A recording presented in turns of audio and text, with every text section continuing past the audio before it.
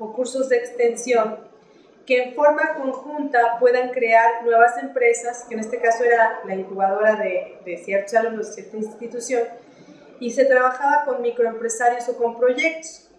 Estos proyectos por lo general no tienen, o las empresas por lo general no tienen aplicaciones o no usan tecnología, como les decía, CRM. Es una empresa que vende esas aplicaciones en una cajita, digamos. Decimos que son las aplicaciones de cereal, que tú la puedes comprar, lo instalas en tu computadora, viene un manual y lo aprendes a usar, ¿no? Y el contador pues usa el COI, es el típico, ¿no? Es de lo más vendido en México. Ok, tienen un ERP, podríamos utilizar eso, pero ¿qué pasa cuando una empresa ya empieza a ser mediana, empieza a crecer y a lo mejor viene a incubarse o a acelerar su negocio y se acerca a la universidad porque quiere, pues a lo mejor ya quiere aplicar en laboratorios, hacer un nuevo diseño? Me tocó trabajar con un empresario, por ejemplo, que él factura más de $2 millones al año. Se dedica a hacer tornillos. No estudió más que quinto de primaria, pero factura $2 millones al año, ¿no? Entonces es de los empresarios mexicanos que yo digo, wow. A ver, ¿y cómo le hace? Bueno, este señor básicamente pues, atiende a todas las ferreterías. Él se ha ido, ha hecho sus giras y se va de puerta en puerta a buscar a los ferreteros. Y es el don fulano de tal, es muy conocido entre los ferreteros, tiene su liderazgo. Y entonces él me decía que él, hablando con los ferreteros, hablando con los que son sus clientes, un mecánico le decía que hay un cierto tornillo que es el que más compran porque cuando estaban aplicando el tornillo, lo aplican ya en la noche, se les cae y lo pierden. Entonces él pensó en hacer una innovación y entonces yo trabajaba en ese tiempo en una incubadora en la investigación, él nos buscó para hacer un tornillo fluorescente, un tornillo que pudiera brillar en la noche, para que entonces no se cayera y se perdiera. Y entonces ese tornillo lo vende 3 veces más caro y se lo compran. Es un producto, ¿por qué? Porque finalmente no se pierde el tornillito y la gente no gasta y ahorra dinero. Pero eso, ¿cómo lo pudo hacer? Porque conocía su mercado. Entonces, ahí participamos en esta investigación, varias divisiones en conjunto, para desarrollar nuevos negocios y trabajábamos en equipo para hacer transformación empresarial de alta tecnología. Entonces, si queremos desarrollar tecnología media, en las incubadoras podríamos lograrlo. O incluso hay proyectos que no utilizan tecnología. Pero ¿cuál es el propósito?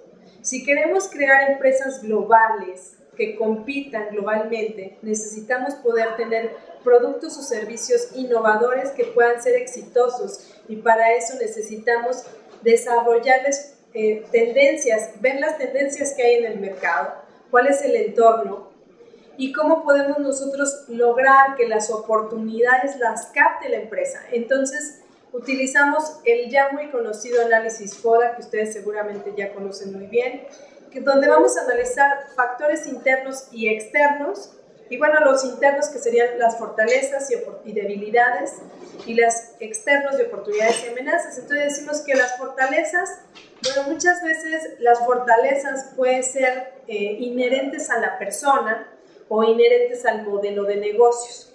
Es muy arriesgado o es muy riesgoso cuando las fortalezas son inherentes a la persona. Por ejemplo, yo le decía a este señor, a ver, tu negocio es exitoso porque tú tienes una fortaleza que es la comunicación con la industria ferretera, pero ¿qué va a pasar el día que tú no estés? Entonces, eso pasa mucho en las empresas pequeñas, medianas y familiares, que el proceso de sucesión es difícil porque el que inició el negocio tenía el carisma, la gente lo apreciaba, y entonces ya saben que esto es hasta sistémico y estadístico, ¿no? Que la primera generación construye, la segunda medio mantiene y la tercera despilfarra, ¿no? Dicen por ahí, y le vuelve a tocar construir, o desde la segunda empiezan a despilfarrar, ¿verdad? Entonces, esta parte de las fortalezas, yo cuando les digo, ok, utilicemos el diagnóstico PYME-JICA, es interesante porque el diagnóstico PYME-JICA no se basa en la persona, sino en la institución. Entonces, el paso importante a dar de las empresas mexicanas para convertirnos en una empresa de orden de calidad mundial como la japonesa, para mí sería el brinco de dejar de ser la persona, la fortaleza, a que la institución adapte procesos y tecnologías. Y les voy a platicar el típico caso que se utiliza para explicar en calidad total. A veces las empresas tienen pérdidas o mermas porque hacen prácticas que toda la vida así han sido y no saben el por qué, ¿no? Entonces el típico caso que decían que había una señora que, bueno, pues tenía su horno y entonces hacía pues un pavo, ¿no? Y entonces la hija y la nieta seguían haciendo el pavo y le cortaban la punta y la parte final, ¿no? Y entonces decían, oye, ¿y por qué le cortas eso? No, pues es que la receta secreta de la abuela siempre ha sido así. Y entonces desperdiciaban un cacho de la punta y del final. Y siempre se tiraban. Y entonces van y le preguntan a la abuelita, oiga abuelita, ¿y qué eso hace que tenga un sabor especial o por qué se hacía así? Dice, no, se hacía así porque el horno que yo tenía era chiquito. Y como no cabía, pues entonces usábamos ese, ¿verdad? Entonces le cortábamos a la receta. Y entonces en las empresas pasa algo similar. A veces de generación en generación pasamos haciendo situaciones que no siempre está claro. Entonces la fortaleza debería ser cuando estamos claros en los procesos, cuando tenemos una capacitación adecuada, pero sobre todo para mí la fortaleza es que se vuelva algo institucional. Ahora, ¿qué debilidades tenemos? Y esas fortalezas se pueden detectar con el diagnóstico PYME-JICA. En cuanto a debilidades, tenemos muchas debilidades, por ejemplo, a veces cuando tenemos factores negativos que poseen también las personas, obstáculos en el manejo de procesos, por ejemplo. Entonces, internamente yo creo que una de las grandes debilidades de las compañías en México, ya lo decíamos, es esta parte de que en el factor interno, la organización se dan muchos supuestos. Y entonces, ¿qué podemos hacer? Crear estándares, ¿no? Entonces, a veces los estándares, las situaciones o los manejos de conflictos, manejos de recursos, el desorden, las fallas de capacitación, son lo que no permiten que la empresa crezca. Ahora, todo esto lo podemos trabajar y en la plataforma van a tener un caso, el caso Visión, que les voy a dejar como una actividad de lectura, que son donde ustedes van a ver una oportunidad, como un empresario que estaba a punto de perderlo todo. Yo ese caso lo utilizo para que los empresarios lo lean, a veces antes de que apliquemos una consultoría.